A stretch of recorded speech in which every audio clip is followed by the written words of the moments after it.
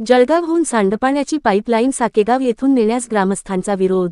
जळगावहून दीपनगर येथे सांडपाणी वाहून नेणाऱ्या पाईपलाईनचे काम सुरू असून ही पाईपलाईन टाकण्यास साकेगाव ग्रामस्थांनी विरोध केला आहे।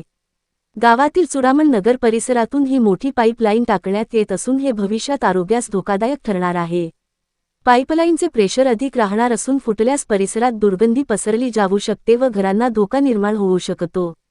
सदरची पाईपलाईन गावाबाहेरून करावी अशी मागणी केली जात आहे। मनोहर लोणे, दिव्या महाराष्ट्र न्यूज, साकेगाव। काय तुमच्या गावची समस्या काय आहे? पाईपलाईन समस्या म्हणजे ही जी पाईपलाईन केलेली आहे घाणपाण्याची, ही वास्तविक बाहेरून पाहिजे होती। आता गावात लोकांना किती त्रास आहे, चालायला त्रास आहे, वयस्कर माणसं पडून गेले, रस्ता व्यवस्थित नाही, काही नाही, चालता येत नाही। ज्या प्लेटला पाईपलाईनचं काम चालू होतं तर गावातल्या लोकांनी विरोध केलेला नाही का?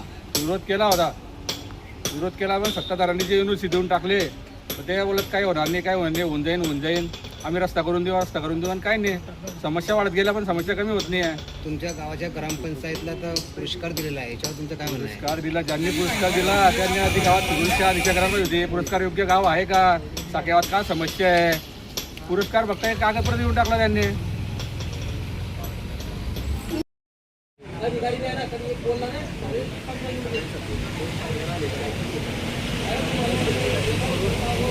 सदर पत्रिका परिषद घेण्याचं कारण असं आहे की आपल्या गावातून ही जी व्हेल कंपनीची सांडपाण्याची पाईपलाईन जळगावपासून तर दीपनगरपर्यंत जात आहे, ही पाईपलाईन इल्लीगल आहे। कोणत्याही प्रकारचं तिला लॉजिक नाही आहे। त्या पाईपलाईनचा डायमीटर हा जवळपास 1.5 ते 2 मीटरपर्यंत आहे आणि ती पाईपलाईन कोणत्याही प्रकारच्या ग्रामस्थांच्या ग्रामस्थाच्या घरासमोरून जात आहे, त्याची परमिशन न घेता त्याच्या घरासमोरून नेलेली आहे। जवळपास 150 ते 200 परिवारांचं भविष्य हे धोक्यात आहे। त्याचबरोबर गावकऱ्यांचं सांगायचं झालं तर ही पाईपलाईन लीक झाल्यानंतर समजा एखाद्या वेळेस आपल्या साध्या पाण्याची 6 इंची पाईपलाईन जर लीक झाली तर तिला जोडण्यासाठी 2 ते 3 तास लागतात।